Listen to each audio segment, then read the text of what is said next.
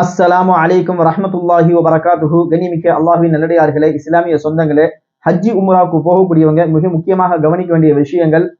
அல்லாஹ் நமக்கு ஹஜ்ஜோ அல்லது உம்ராவோ செய்யக்கூடிய பாக்கியத்தை கொடுத்தான்னு சொன்னா ஃபர்ஸ்ட் நம்ம அல்லாஹ்க்கு நன்றி செலுத்தக்கூடிய நல்ல அடியார்களாக மாற வேண்டும்.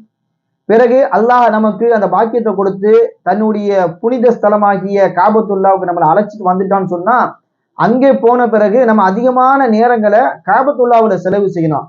மதீனாவுக்கு போனோம்னு சொன்னா மஸ்ஜித் நபவியில நம்மளுடைய நேரங்களை அதிகமாக செலவு செய்யணுமே தவிர நம்முடைய நேரங்கள்ல கடை வீதிகள்ல அதிகமான நேரங்களை செலவு செய்யக்கூடாது. நமக்குன்னு சில பொருள்கள் தேவைப்படதான் செய்யும். அதற்காக ஒரு நாளை தனிப்பட்ட முறையில் அதை ஒதுக்கி அந்த நாட்கள்ல தன்னுடைய தேவைகளை பூர்த்தி செய்யணுமே தவிர தினமும் கடைகளுக்கு சென்று வீதிகளுக்கு சென்று தன்னுடைய நேரத்தை வீணாக்காமல் தன்னுடைய நேரங்களை மஸ்ஜிதுல் நபவியிலும் காபத்துல்லாவிலும் செலவு செய்ய வேண்டும். அல்லாஹ் அந்த வாக்கியத்தை எனக்கும் உங்களுக்கும் தந்தல்வானாக.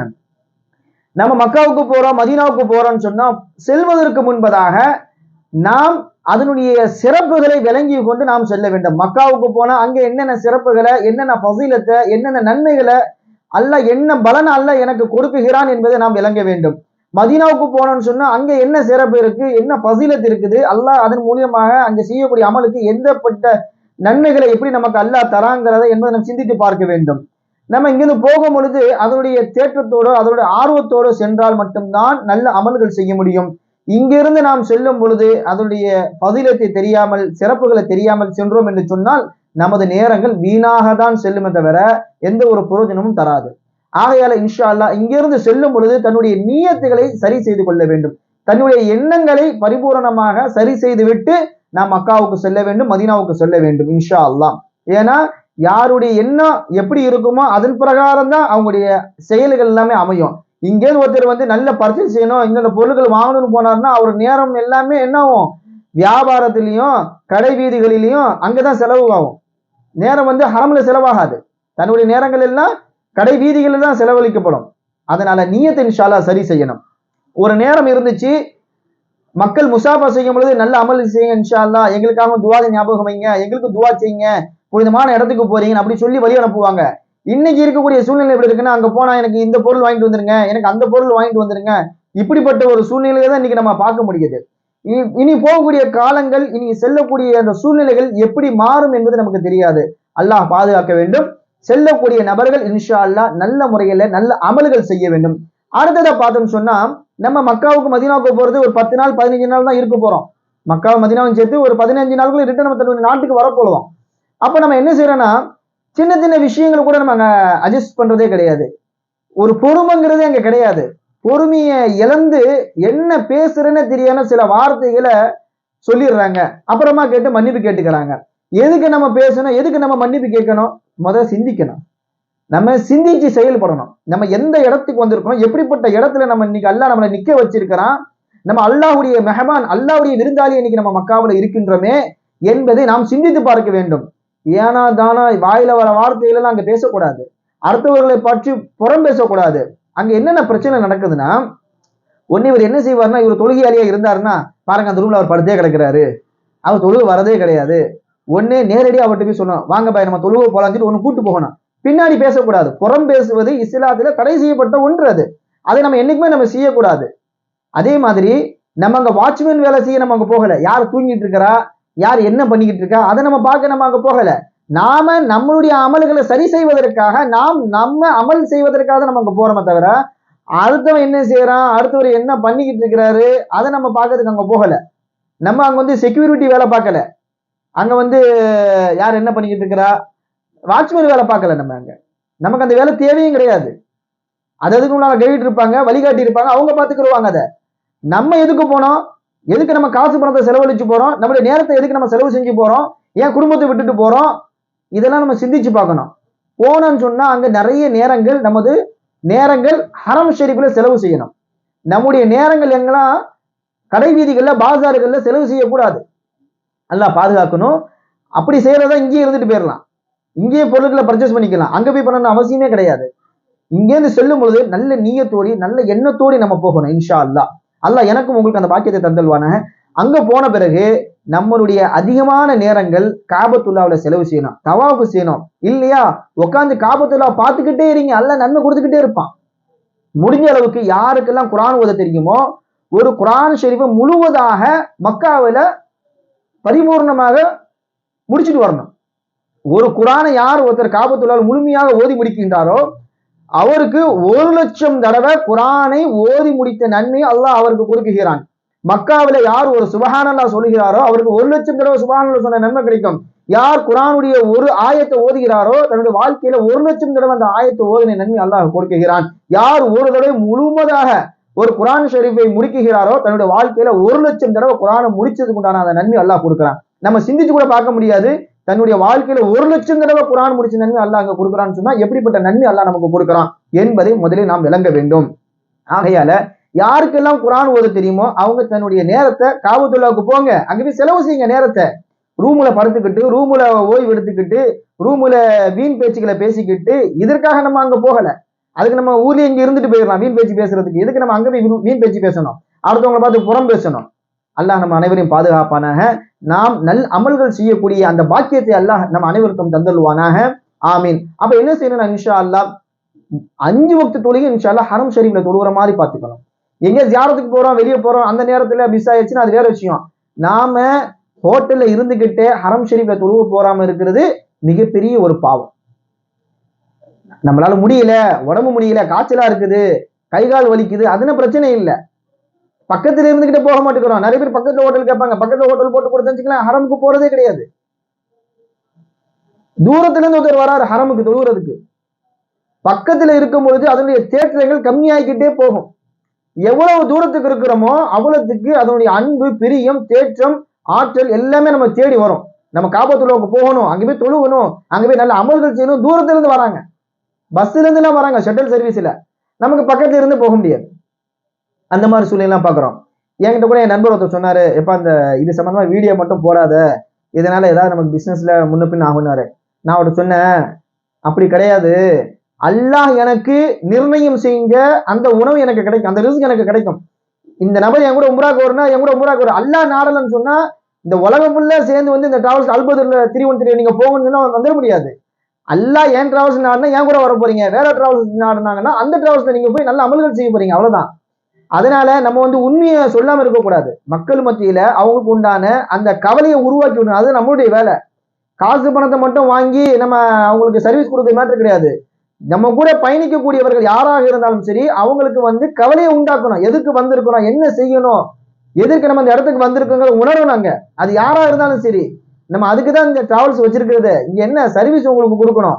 நம்ம உங்ககிட்ட வாங்குற காசு என்ன எங்க பாக்கெட்ல இருக்க போது டிக்கெட்டுக்கு செலவு செய்யறோம், விசாக்கு செலவு செய்யறோம், அவங்களுடைய அகாமடேஷனுக்கு செலவு செய்யறோம், ரூம், ஹோட்டல்ஸ் எல்லாம் ரேட்லாம் நீங்க தாறுமாறு அங்கதான் நம்ம செலவு செய்யறோம்.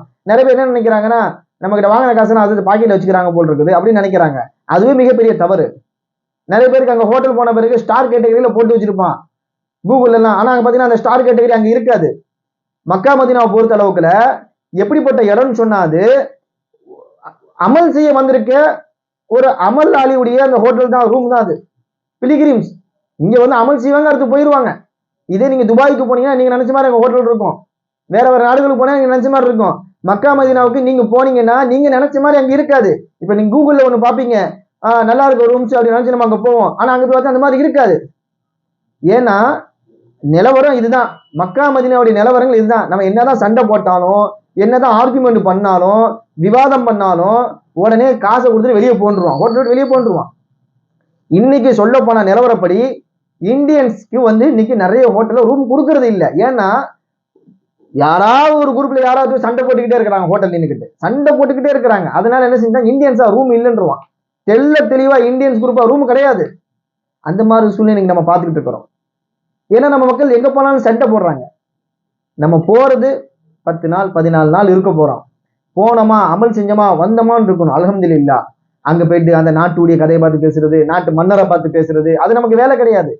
நம்ம அரசியல் செய்ய போல, அங்க நம்ம போறது அமல் செய்ய போயிருக்கிறோம். அங்க போய் என்ன அரசியல் பேச போறோம்? அரசியல் பேசி அங்க போயிட்டு மன்னரை பார்த்து பேசி தவறுதலாக ஏதாவது வீடியோவோ, தவறுதலாக நீங்க பேசிய உங்களுடைய வாய்ஸ் கிளிப் அங்க கிடைச்சதுன்னா, நீங்க உங்க நண்பரோடு பேசும்போது நீங்க பிடிபட்டீங்கன்னா மரண தண்டனை வரைக்கும் கொடுக்கப்படும். இதுக்கு எந்த ஒரு கேஸ் எல்லாம் கிடையாது. நீங்க உம்ராக்கு போனாலும் சரி, ஹஜ்ஜிக்கு போனாலும் சரி, அங்க வந்து ஸ்பை இருப்பாங்க, நம்மள நோட் பண்ணிக்கிட்டே இருப்பாங்க. யார் என்ன பண்றா, என்ன பேசிக்கிட்டு இருக்கிறாங்க, இதெல்லாம் நோட் பண்ணுவாங்க. நம்மள மாதிரி அபாய போட்டு நின்றுட்டு இருப்பாரு, நம்மள மாதிரி உடை போட்டிருப்பாரு, கவர்மெண்ட் உத்தியோகத்துல இருப்பாரு அவரு, நமக்கு தெரியாது அது. நம்ம என்ன பேசுறதுன்னு கேட்டுட்டே இருப்பாங்க, டக்குன்னு கையை பிடிச்சிருவாங்க, அவ்வளவுதான் முடிஞ்சிச்சு, அப்படியே கூட்டு போயிருவாங்க ஸ்டேஷனுக்கு. அதுக்கு பிறகு நம்ம எங்க இருக்கிறோம் என்ன செய்யறோங்கிறது யாருக்குமே தெரியாது. தகவல் என்ன வரும், இவர் காணவில்லை, இவர் காணவில்லை, இவரை தேடி கொடுங்க, குரூப்ல ஓடிக்கிட்டே இருக்கும். திடீர்னு பார்த்தா அவர் கிடைக்க மாட்டாரு, கடைசி வரைக்கும் கிடைக்க மாட்டாரு. என்ன நடக்குன்னு நமக்கு தெரியாது. அதனால ஒரு நாட்டுக்கு போனோம்னு சொன்னா அந்த நாட்டுல என்ன ரூல்ஸ் இருக்கோ அதை தான் கடைபிடிக்கணும். அங்க போயிட்டு போலீஸ்காரங்க கிட்ட போயிட்டு என்னது விவாதம் பண்றது, சண்டை போடுறது, இதெல்லாம் செய்யவே கூடாது. நமக்கு அறிவுரை சொல்லப்படுதா, இப்படி போங்கன்னா அப்படி போயிடணும், இப்படி போங்கன்னு சொன்னா இப்படி போயிடணும். அவன்கிட்ட போயிட்டு நான் இப்படிதான் போவேன்னு சண்டை போட்டு நின்னா அங்கதான் பிரச்சனையே உருவாகும். ஆயிரக்கணக்கான பேரை, லட்சக்கணக்கான பேரை அவங்க சமாளிச்சுக்கிட்டு இருக்கிறாங்க ஒவ்வொரு நாளும். நம்ம அவங்களுக்கு போயிட்டு இடையூறு செய்யக்கூடாது. ஒரு நேரம் இருந்துச்சு ஹஜ்ஜுக்கு உம்ராவுக்கு வந்தாங்கன்னா ரொம்ப கண்ணியப்படுத்துவாங்க. இன்னைக்கு அது கிடையாது. மக்காவலி மதீனாவில் அதை பார்க்கவே முடியாது. ஏதோ இல்லா மாஷா அல்லா ஒரு சில நபர்களை தவிர்த்து மிச்ச முக்காவாசி பேரு ரஃபா தான். நம்ம கிட்ட பேச்சும் சரி, அவங்களுடைய செயல்களும் சரி அப்படிதான் இருக்கும். நம்ம ஒண்ணும் பண்ண முடியாது, ஏன்னா நம்ம நாடு கிடையாது. அங்க போயிட்டு நான் யாரு தெரியுமா, நான் எவ்வளவு பெரிய ஆள் தெரியுமா, ஒண்ணும் கிடையாது, பிடிச்சி ஓரமா உட்கார வச்சிருவோம், உட்கார அப்படின்ட்டு பாஸ்போர்ட்டை முடிங்கிடுவான். 10 வருஷம் உள்ள வர முடியாம சீல் அடிச்சு வெளியே அனுப்பிச்சுப்பான், எக்ஸிட். அதுக்கடுத்து என்னதான் நானாலும் அங்க போக முடியாது, அல்லா நானா தான் வந்து அடுத்து. அந்த மாதிரி சூழ்நிலை ஆகும். ஒரு நம்ம ஹோட்டல்ல போறோம், திடீர்னு ரூம் முன்ன பின்ன இருக்கும், அதுக்கு பொறுமை இருக்காது ஹாஜிங்களுக்கு, உடனே பொறுமை இருக்காது, ஆச்சா ஊச்சா ஒரே பிரச்சனை. நம்ம பிரச்சனை பண்றதுக்கோ அங்க சண்டை போட்டு ஒன்னும் ஆக போறது கிடையாது. நம்ம ஒண்ணு நினைச்சுப்போம், அங்க ஒண்ணு நடக்கும். அதுக்கு என்ன செய்ய முடியும், யாருடைய கையில என்ன இருக்குது சொல்லுங்க பார்ப்போம். இப்போ ஒருத்தர் நம்ம ஒரு வீடியோ காட்டுறோம், இந்த மாதிரி நம்ம ரூம்ஸ் இருக்குங்க அப்படிங்கிறோம், செக்இன் பண்ணும்போது வேற ரூம் கொடுப்பாங்க நமக்கு, அதுக்கு என்ன செய்ய முடியும், ஒன்றும் செய்ய முடியாது. ஒருத்தர் ரூம் பெருசா இருக்கும், ஒருத்தர் ரூம் சின்னதா இருக்கும், ஒருத்தர் ரூம் பெருசா இருக்கும் டாய்லெட் சின்னதா இருக்கும், ஒருத்தர் ரூம் சின்னதா இருக்கும் டாய்லெட் பெருசா இருக்கும். இது வந்து அங்க இருக்கக்கூடிய நிலவரம் அதுதான். அது எல்லாத்துக்குமே பக்கத்துல ரூம் வேணும்னு சொன்னா லட்சக்கணக்கான பேருக்கும் பக்கத்துல ரூம் எப்படி கிடைக்கும், கிடைக்காது. இருக்கிற ஹோட்டல்ஸ் என்னவோ அதுதான் கிடைக்காங்க. நியர்பைல வேணும்னு சொல்லும் பொழுது நம்ம நினைக்கக்கூடிய அந்த ஃபெசிலிட்டி, நம்ம நினைக்கக்கூடிய அந்த பிரைவேசி வந்து அதுல இருக்காது. இதே நம்ம தூரமா போறோமா, ஒரு 2 கிலோமீட்டர் தூரமா போறோமா, ஷட்டில் சர்வீஸ் வரமா, அங்க ஹோட்டல்ஸ் நல்லா பெருசு பெருசா இருக்கும், கிராண்டா இருக்கும். ஆனா அவ்வளவு தூரத்துல மக்கள் வருவாங்கன்னு கேட்டா வரமாட்டாங்க. நம்ம 1,15,000 வாங்குறோம் ஹாஜிங்க கிட்ட, நியர்பைல நம்ம போட்டு கொடுக்குறோம், அங்க உள்ள ரெண்ட் என்ன போய்கிட்டு இருக்குது யாருக்குமே தெரியாது, ஹாஜிங்களுக்கு தெரியாது. சில பேர் எப்படி பேசுவாங்கன்னா, நம்ம பணத்தை கொடுத்துட்டோம், நம்ம பணத்தை கொடுத்துட்டோங்கிறக்க வேண்டிய நிறைய வார்த்தைகள் பேசுவாங்க. நீங்க பணம் கொடுத்த பணம் வந்து எங்க பாக்கெட்ல முழுமையாக இருக்காது, அதெல்லாம் அங்கங்க பிரிஞ்சு போயிடும். கடைசியில இருந்தா உண்டு, இல்லைன்னா சில நேரங்கள் நாங்க கையில இருந்து போட்டு தான் பண்ணி கொடுத்துட்டு இருக்கிறோம். அது அல்லாஹ் அறிந்தவன், மக்கள் யாருக்கும் தெரியாது. நம்ம எதையும் போயிட்டு அவங்களை வெளிப்படுத்த வேண்டிய அவசியமும் நமக்கு கிடையாது. நம்ம இங்க நினைச்சு இங்கே நம்ம ஒண்ணு போவோம், அங்க போய் இறங்கின பிறகு அங்க ஒரு சூழ்நிலை மாறி போய் இருக்கும், அங்குள்ள சூழ்நிலை மாறி இருக்கும், முற்றிலுமா நமக்கு முரண்பாடா இருக்கும். சோ அந்த நேரத்துல நம்ம கையில இருந்து கொஞ்சம் காசை போட்டு செலவு செஞ்சுதான் அங்க நம்ம குரூப்பை ஆப்ரேட் பண்றோம். இதுதான் நிலவரம். இது சில டிராவல்ஸ்காரங்க ஓப்பனா பேசுவாங்க, சில பேர் ஓப்பனா பேச மாட்டாங்க, ஏன்னா இதெல்லாம் வெளிப்படுத்த மாட்டாங்க. ஏன்னா இது அவசியமும் கிடையாது. இது எதுக்கு நம்ம சொல்றோம்னா, நம்ம உம்ராவுக்கு ஹஜ்ஜிக்குன்னு போனோம்னு சொன்னா சிரமங்கள் சில நேரங்கள்ல வரதான் செய்யும், சூழ்நிலைகள் சில நேரங்கள்ல மாறதான் செய்யும். அதற்காக நம்ம என்ன செய்யணும்னா சபூர் செய்யணும். அதற்கு பிறகு அதுக்கு என்ன தீர்வுங்கிறத அடுத்து நம்ம வந்து சுற்றி அந்த சூழ்நிலையை தகுந்து அதுக்கு உண்டான தீர்வுகளை நம்ம அங்க உங்களுக்கு வழங்கி கொடுப்போம். அது வரைக்கும் சில நபர்கள் வந்து வெயிட் பண்றதும் கிடையாது, சபூர் கிடையாது, அதுக்குள்ள பிரச்சனைகள். ஒரு சில ஹாஜிங்க நம்ம பார்த்திருக்கோம், அவங்களுக்குள்ளேயே பிரச்சனை, லிப்ட்ல எஹராம் துணியோடு அடிச்சுக்கிட்டு புரளுவாங்க. கண் கூட நான் பார்த்திருக்கிறோம், பொய் சொல்லல. நம்ம சர்வீஸ்ல இத்தனை தடவை 8 வருஷமா போயிட்டு வந்துட்டு இருக்கிறோம், கண் கூட இதெல்லாம் பார்த்துக்கிட்டு இருக்கோம். ஹாஜிங்குள்ள பொறுமை கிடையாது.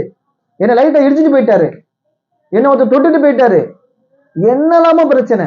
கொஞ்சம் சின்ன சின்ன விஷயத்துக்குலாம் பிரச்சனை பண்றது, கணவன் மனைவிக்குள்ள பிரச்சனை. அங்க போயிட்டு நம்ம எதுக்கு வந்துக்கணும் அவங்களும் விளங்குறது இல்லை. இந்த பக்கம் மனைவி பிரச்சனை, இந்த பக்கம் கணவர் பிரச்சனை, இந்த பக்கம் பார்த்தா டிராவல்ஸ்கார பிரச்சனை, இப்படி எல்லா பிரச்சனையும் அவர் ஒரு வித்தியாசம் வர பிபி ஏறிடும் அவருக்கு. ஃபர்ஸ்ட் பொறுமையா இருக்கணும். மக்கா மதீனாக்கு போயிட்டோன்னு சொன்னா பொறுமையை கையாளணும். சிலவங்க சொல்லுவாங்க, ஏங்க எவ்வளவுதாங்க நாங்க பொறுமையா இருக்கிறது, எவ்வளவுதான் பொறுமையா இருக்கிறது, இந்த மாதிரி பண்றீங்களா டிராவல்ஸ்காரங்க அப்படிம்பாங்க. அந்த மாதிரி பண்ற டிராவல்ஸ்க்கு நம்ம எதுவும் பண்ண முடியாது. அதை நம்ம விசாரிச்சுதான் நம்ம போகணும். அதை நம்ம விசாரிச்சுதான் போகணும். யாரு எப்படி பண்றா, என்ன செய்யறா, எப்படி சர்வீஸ் கொடுங்க விசாரிச்சு தான் போகணும். இப்ப நல்ல சர்வீஸ் கொடுத்துட்டு இருப்பாங்க, திடீர்னு சூழ்நிலை மாறும், ஒண்ணுமே பண்ண முடியாது அந்த இடத்துல. அப்ப அதுக்கு தகுந்த மாதிரி அவங்க என்ன செய்வாங்கன்னா உடனே மாற்று ஏற்பாடுகள் உடனே அங்க நின்று பண்ணி கொடுப்பாங்க. அதுதான் அங்க சர்வீஸ் பண்ணி கொடுக்க முடியும். மக்கா மதீனாவை பொறுத்த அளவுக்குல இங்கே ஒருத்தர் ஆன்லைன்ல புக்கிங் பண்ணிட்டு போவாரு ரூம், அங்க போனா திடீர் ரூம் கேன்சல் பண்ணிடுவான். நிறைய பேர் ஹஜ் உம்ரா போயிருப்பாங்க, அவங்க எல்லாம் கேட்டு பாருங்க, அவங்களோட சூழ்நிலையை கேட்டு பாருங்க. நம்ம நினைக்கிற மாதிரி மக்கா மதீனா இருக்காதுங்க. நிறைய பேர் என்ன நினைச்சிட்டு போறாங்கன்னா, இந்த வீடியோல இப்படி நல்லா காட்டுறாங்களே, இந்த வீடியோல இப்படி நல்லா காட்டுறாங்களே, நாங்க வந்து நிறைய வீடியோ போட்டிருக்கோம், நல்லா நல்லா காட்டியிருப்போம். ஒரு சில நேரத்தில் எங்களுக்கு அந்த விஷயங்கள்லாம் நடந்திருக்கும். அதுல எங்க ஹாஜிங்க கூட நின்று கண்ணோடி பார்த்தவங்க, அவங்க வேற ஒன்றும் செய்ய முடியாது. அந்த மாதிரி சூழ்நிலை இருக்கும். வேற ஹோட்டல் மாத்தி கொடுத்துருவான் திடீர்னு, ஒண்ணுமே செய்ய முடியாது. நம்ம கையில எதுவுமே கிடையாது. மக்கா மதீனா பொறுத்த அளவுக்குல எதுவுமே நம்ம கையில கிடையாது. குறிப்பா மக்கா மதீனால இருக்கக்கூடிய விஷயங்கள், அங்கே இருக்கக்கூடிய ஹோட்டல்கள், அங்கே நடக்கக்கூடிய செயல்பாடுகள், அங்கே இருக்கக்கூடிய டிரான்ஸ்போர்ட் எதுவுமே நம்ம கையில கிடையாது. இன்னைக்கு ஜியாரத்துன்னு சொல்லிப்போம். ஆனா என்னங்க, இன்னைக்கு பஸ் வராது, உடனே கம்பெனி பேசணும், இன்னைக்கு உங்களுக்கு பஸ் ஷெட்யூல் எல்லாம் மாறிச்சு, இன்னைக்கு ஜியாரத்து கிடையாது, நாளை கழிச்சு தான் உங்களுக்கு டேட் மாத்தி கொடுத்துருவாங்க. ஒண்ணுமே நம்ம பண்ண முடியாது.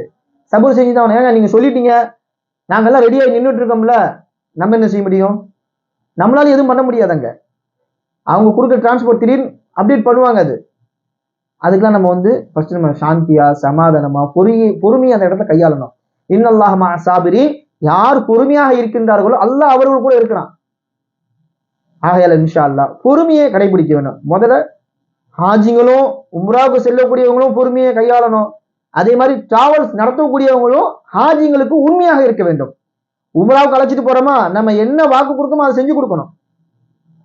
இல்லையா வாக்கு கொடுக்க கூடாது. இந்த விஷயங்களை செஞ்சு தரேங்கிற வாக்கு கொடுக்குறோம்னா முன்கூட்டி யோசிக்கணும். நம்ம யோசிக்காம வாக்கு கொடுத்த பிறகு அங்க போயிட்டு அதை செஞ்சு கொடுக்கலன்னா மனஸ்தாபம் வரதான் செய்யும். அதனால டிராவல்ஸ்காரங்களும் தன்னுடைய வாக்குகளை பார்த்து கவனமா நம்ம கொடுக்கணும். என்னைக்காவது ஒரு சில நேரத்தில் மாறும், அது வேற விஷயம். ஆனா எப்பவுமே வாக்கு கொடுத்து மீறிக்கிட்டே இருக்கிறது அல்லாஹ்க்கு அது பிடிக்காது. அதுவே மிகப்பெரிய ஒரு குற்றம், மிகப்பெரிய ஒரு பாவம். அது அல்லாஹ் நம்ம அனைவருக்கும் புரியக்கூடிய அந்த ஆற்றலை அல்லாஹ் நம்ம அனைவருக்கும் தந்தல்வானாக. அடுத்து பார்த்தோம்னாக்க ஹஜ்ஜுக்கு போறாங்க. எதுக்கு போறாங்கன்னே தெரியல. இங்க இருந்து நம்ம சால்வியை போட்டு அமுச்சு விடுறோம், பூமாலையை போட்டு அமுச்சு விட்டுறாங்க, ஹஜ்ஜுக்கு போறாங்கன்னு. ஹஜ்ஜுக்கு போய் அங்க என்ன செய்யறாங்க? ஹஜ்ஜுடைய அமல்களை பத்தி ஒண்ணுமே தெரியறதே இல்லை. குறிப்பாக ஹஜ்ஜி கமிட்டியில வரக்கூடியவங்க விஷயங்களை விளங்காமலே வந்து நின்னுறாங்க. நிக்கிறாங்க. ஒண்ணுமே புரிய மாட்டேங்குது. அந்த இடத்துல அவங்களுக்கு சரியான ஒரு கைடன்ஸும் கிடைக்க மாட்டேங்குது. அவங்க கைடு கொடுக்குறாங்களோ கொடுக்கலையோ, நம்ம இங்க இருந்து ஹஜ்ஜிக்கு போறதுக்கு எழுதி போட்டா கன்ஃபார்ம் ஆயிருச்சா, நம்ம ஹஜ்ஜுக்கு சம்பந்தப்பட்ட எல்லா விஷயங்களும் எடுத்து பார்க்கணும், படிக்கணும், தெரிஞ்சுக்கணும் ஒவ்வொரு விஷயங்களையும். அதே மாதிரி ஹஜ்ஜி முடிச்சுட்டு வரோம், உம்ரா முடிச்சுட்டு வரோம், நம்முடைய கபூலியத், நம்முடைய ஹஜ்ஜி கபூல் ஆயிருச்சு, என்னுடைய உம்ரா கபூல் ஆயிருச்சு அப்படின்னு சொன்னா, நாம எப்படி இருந்தோமோ அதே மாதிரி இருந்தோம்னு சொன்னா வேலைக்கு ஆகாது. நம்மளே என்ன செஞ்சுக்கணும், சிந்திச்சு பார்க்கணும். நான் ஃபர்ஸ்ட் இப்படி இருந்தேன், இந்த தவறுகளை செஞ்சுக்கிட்டு இருந்தேன், இதை நான் மாத்திக்கிட்டேனா, இதை தன்னுடைய வாழ்க்கையில நான் திருத்திக்கிட்டேனா அப்படின்னு நம்ம யோசிச்சு பார்த்தா மட்டும்தான் நமக்கு தெரியும் ஹஜ்ஜி கபூலா கபூல் இல்லையா, உம்ரா கபூலா கபூல் இல்லையா அப்படிங்கிறத நம்ம சிந்திக்க முடியும். ஹஜ்ஜிக்கு போயிட்டு வந்தாரு, அதே டிவி பாட்டை கட்டிட்டு உட்காந்துட்டு இருக்கிறாரு. சில நபர்கள் நம்ம பார்த்துருக்கிறோம், அல்லாஹ் பாதுகாக்கணும், ஹஜ்ஜி முடிச்சு வந்து ஹோட்டல்ல பாட்டு, சினிமா பாட்டு, ஒருத்தர் படம் பார்த்துக்கிட்டு இருக்கிறாரு, ஒருத்தர் சிகரெட் அடிச்சுக்கிட்டு இருக்கிறாரு. ரெண்டு விஷயம் இருக்குங்க. ஒண்ணு தெரிஞ்சு தவறு செய்யறது, இன்னொன்னு வந்து தெரியாம செய்யறது. அதே மாதிரி பகிரங்கமா மக்கள் மத்தியில செய்யறது, இன்னொன்னு மறைமுகமா செய்யறது. மறைமுகமா செஞ்சுட்டு அல்லாஹ்ட்ட மன்னிப்பு கேட்டாரு, யா அல்லாஹ் நான் சிகரெட் அடிச்சிட்டேன், என்ன மன்னிச்சிரு, யா அல்லாஹ் படம் பார்த்துட்டேன், ஏதோ ஒரு தவறு செஞ்சுட்டாரு. அல்லாஹ்ட்ட இரவு நேரத்தை எழுந்து நிறுத்தி, யா அல்லாஹ் என்னுடைய பாவங்களை மன்னிச்சிரு, யா அல்லாஹ் இந்த தவறுகளை நான் செஞ்சுட்டேன், யா அல்லாஹ் என்ன மன்னிச்சிரு அல்லாஹ் அப்படிங்கிறது ஒரு விஷயம். இன்னொன்னு பகிரங்கமா செய்யறது, மக்கள் முன்னாடி போய் நின்றுக்கிட்டு சிகரெட் அடிக்கிறது, மக்கள் முன்னாடி நின்று தவறு செய்யறது. இதெல்லாம் நினைச்சு பார்த்தோன்னா என்ன சொல்றதுன்னே நமக்கு தெரியல. ஒருத்தர் தெரியாம தவறு செஞ்சுட்டாரு, மறைமுகமா செஞ்சுட்டாரு, அவருக்கும் அல்லாஹ் கூறியது முடிஞ்சு போயிருச்சு. இங்க மக்கள் மத்தியில நின்று சிகரெட் அடிக்கிறாங்க. ஹஜ்ஜிக்கு போயிட்டு வந்த ஒரு டீ கடையில் சிகரெட் அடிச்சுட்டே நின்றுட்டு இருக்கிறாரு. பாக்குறவங்க என்ன நினைப்பாங்க, இவன் ஹஜ்ஜிக்கு போயிட்டு வந்தாரு, என்ன பண்ணி சிகரெட் அடிச்சுட்டான், யாரு மதிப்பா சொல்லுங்க அப்போ? அதாவது அல்லாஹ் தான் நமக்கு எல்லாமே ஓகே. இப்ப இதனால என்ன ஆகுதுன்னா, ஹஜ்ஜுக்கு போயிட்டு வரவங்க பேரும் கெட்டு போகுது. ஹாஜி அந்த பட்டத்துக்கு உண்டான அந்த பேருக்கு வேல்யூவே இல்லாம போயிருது. இவெல்லாம் ஹாஜியாங்கிற மாதிரி ஆயிடுது. இவெல்லாம் ஹாஜியாரா? அதே பிரார்த்தனம், அதே பொய், அதே பித்தலாட்டம், அதே மாதிரி ஏமாத்திக்கிட்டே இருக்கிறான். என்ன இருக்குது? அல்லாஹ் நம்மளை சோதிச்சு பார்ப்பான். நமக்கு ஹஜ்ஜுடைய பாக்கியத்தை கொடுத்தும் உம்ராவுடைய பாக்கியத்தை கொடுத்தும் சோதிச்சு பார்ப்பான். அதை கொடுக்காமலே சோதிச்சு பார்ப்பான். கொடுத்து எப்படி சோதிச்சு பார்ப்பானா, போயிட்டு வந்துட்டு திருந்திட்டா ஓகே, திருந்தலன்னா பிரயோஜனம் இல்லை. எத்தனை ஹஜ்ஜி செஞ்சு என்ன பிரயோஜனம்? சில நபர்கள் போறாங்க, அடுத்தவங்க காசை ஏமாத்திக்கிட்டு போறாங்க. பொய் பித்தலாட்டம், முழுக்க முழுக்க ஹராம். அடுத்தவனுடைய பணத்துல அவனை ஏமாத்தி அவனுடைய உள்ளத்தை உடைச்சி நம்ம ஹஜ்ஜி செய்யறது பிரயோஜனம் கிடையாது. நீங்க 50 ஹஜ்ஜி செஞ்சாலும் பிரயோஜனம் கிடையாது, கபூலே கிடையாது. அது சொந்த காசுல சொந்த உழைப்புல ஹஜ்ஜி செய்யணும். சொந்த காசு இருக்கணும், அங்க அடுத்தவனுடைய காசு இருக்கக்கூடாது. அதுதான் கபூலியத். அதுலதான் அதனுடைய பிரயோஜனத்தை நம்ம பார்க்க முடியும். போயிட்டு வந்து அதே மாதிரி ஏமாத்துறது, ஃப்ராடுத்தனம். நீங்க டிராவல்ஸ்கார நிறைய பேரும் அதே மாதிரி தான் இருக்கிறாங்க. லோ பட்ஜெட்னு சொல்லிட்டு ஹாஜிங்களை ஏமாத்துறது. நமக்கும் சிந்திக்கக்கூடிய தன்மை இல்லை. இந்த அமௌண்ட்ல இவன் எப்படி நடத்த முடியும், இவர் எப்படி பேக்கேஜ் எடுத்து நடத்த முடியும், சிந்திச்சு பார்க்கணும். இன்னைக்கு ஆன்லைன் இருக்குது, எடுத்து பார்க்கணும். டிக்கெட் ரேட் என்ன போயிட்டு இருக்கு, விசா என்ன ரேட்ல போயிட்டு இருக்கு, ரெண்ட் என்ன ரேட்ல போயிட்டு இருக்குதுன்னா விசாரிக்கணும், பார்க்கணும். இதெல்லாம் நம்ம கம்மியான காசுல கூட்டு போறாங்க, நம்மளும் போயிடுறது. அந்த உம்ராலாம் என்னங்க, அடுத்தவனுடைய காசு, சொந்த காசு கிடையாது. இந்த அமௌண்ட்ல இவங்க பேக்கேஜ் நடத்த முடியாது, கிளியரா நமக்கு தெரியும். ஆனால் நம்ம கூட காசை கொண்டு கொடுப்போம், இவங்க நம்ம கூட்டு போவாருன்ட்டு. எந்த அடிப்படையில் அவங்க பண்ண முடியும்? பண்ண முடியாது, சான்ஸே கிடையாது. ஒரு நாள் அவன் ஓடிதான் போவான், கண்டிப்பா ஓடி போயிடும். நம்ம தான் இன்னைக்கு நடுவோடு நிற்கிற மாதிரி இருக்கும். நல்லா பாதுகாக்கணும், விஷயங்களை விளங்கணும், புரிஞ்சுக்கணும். நம்ம எதுக்கு போறோங்கிறது தெரியணும். ஹஜ்ஜிக்கு போயிட்டு வந்தா நம்முடைய வாழ்க்கையில மாற்றங்கள் இருக்கணும். உம்ராக்கு போயிட்டு வரமா சில மாற்றங்கள் நமக்குள்ள உருவாகணும். இன்னும் பழையபடியே நம்ம இருந்துட்டு இருக்கக்கூடாது, பழைய மாதிரியே நம்ம இருந்துகிட்டு இருக்கக்கூடாது. இதெல்லாம் அல்லாஹ் ரப்புல் ஆலமீன் நமக்கு விளங்கக்கூடிய சக்தி, ஆற்றல் எல்லாம் நமக்கு கொடுத்துக்கிறான். இதை சொல்லி சொல்லி புரிய வைக்க வேண்டிய விஷயங்கள் கிடையாது, தானா சிந்திக்க வேண்டிய விஷயங்கள். நம்ம எல்லாம் மனிதர்கள், அல்லாஹ் நமக்கு அறிவு கொடுத்திருக்கின்றான். இந்த அறிவை கொண்டு நாம் சிந்தித்து பார்க்க வேண்டும். நாம் செய்யக்கூடிய செயல் சரியா தவறா, நாம் செய்யக்கூடிய இந்த செயல் சரியா தவறா, சிந்திச்சு செயல்படணும். அந்த இடங்கள்ல ஏதோ நம்ம வார்த்தைகளை விட்டுறக்கூடாது, விட்ட வார்த்தையை நம்ம திருப்பி வாங்க முடியாது, ஒருத்தரோட உள்ளத்தை நம்ம உடைச்சிடக்கூடாது. இதெல்லாம் ரொம்ப கவனமா இருக்கணும். இது போன்ற விஷயங்கள்ல ரொம்ப கவனமா இருக்கணும். ஹஜ்ஜுக்கு போறோமா விஷயங்களை தெரிஞ்சுக்கிட்டு போகணும், உம்ராவுக்கு போறோமா விஷயங்களை தெரிஞ்சுக்கிட்டு போகணும். ஹஜ்ஜா இருக்கட்டும் உம்ராவா இருக்கட்டும் செய்யறதுக்கு முன்னாடி தாய் தந்தை இருந்தாங்கன்னா அவங்க கிட்ட மன்னிப்பு கேட்டுட்டு போகணும். தாய் தந்தையுடைய உள்ளத்தை வேதனைப்படுத்திட்டு நம்ம ஹஜ்ஜுக்கு போனோம்னு சொன்னா அந்த ஹஜ்ஜு கபூலே கிடையாது. தாய் தந்தையுடைய உள்ளத்தை நம்ம வேதனைப்படுத்திட்டு உம்ரா செஞ்சோம்னு சொன்னா பிரயோஜனம் கிடையாது. அவங்கள நம்ம நல்ல முறையில பார்த்துக்கணும். இது போன்ற நிறைய விஷயங்கள் இருக்கு. அல்லாஹ் ரப்புல் ஆலமீன் புரிந்து செயல்படக்கூடிய பாக்கியத்தை அல்லாஹ் நம்ம அனைவருக்கும் தந்தல்வானாக. மக்காவுக்கு போனாலும் சரி, மதீனாவுக்கு போனாலும் சரி, நம்ம பொறுமையை கையாளக்கூடிய அந்த பாக்கியத்தை அல்லாஹ் ரப்புல் ஆலமீன் நம்ம அனைவருக்கும் தந்தல்வானாக. இன்னைக்கு இந்த பொறுமை இல்லாத காரணத்தினாலதான் நிறைய வீடுகள்ல இன்னைக்கு தலாக்குடைய விஷயங்களை பார்க்க முடியுது. ஒரு பக்கம் பெண் கோபத்துல, இந்த பக்கம் ஆண் கோபத்துல, ரெண்டு பேருடைய கோபமும் சேர்ந்து தலாக்கு நின்றுது. பொறுமையே கிடையாது. எதுக்கிட்ட தலாக்குன்னு கேட்ட சின்ன விஷயம், மேட்சே கிடையாது, 5 பிசகு பிரோஜனம் இல்லை. அந்த விஷயத்துக்கு தலாக்கு நடக்கும். பிரோஜனமே இல்லாத விஷயத்துக்கு குலால போய் நிற்கும். ஒரு இடத்துல பிளஸ்ஸா, ஒரு இடத்துல மைனஸா ஆயிக்கணும், ஒரு இடத்துல மைனஸ் இருக்க, ஒரு இடத்துல பிளஸ்ஸா இருக்கணும். அவ்வளவுதான். இப்படிதான் காலத்தை ஓட்ட முடியும். ஒரு பேட்டரி வண்டி இருக்கு, ஒரு பிளஸ் ஒரு மைனஸ் சேர்ந்தா அந்த வண்டி ஓடும். ரெண்டு பக்கம் பிளஸ் போட்டு வண்டி ஓட்ட முடியாது, ரெண்டு பக்கத்து மைனஸ் போட்டு ஓட்ட முடியாது. பிளஸ் மைனஸ் சேர்ந்தாதான் வாழ்க்கை. அது அல்லாஹ் ரப்புல் ஆலமீன் புரிந்து செயல்படக்கூடிய பாக்கியத்தை நம்ம அனைவருக்கும் தந்தல்வானாக. ஆமீன். அஸ்ஸலாமு அலைக்கும் வரஹ்மத்துல்லாஹி வபரகாத்துஹு.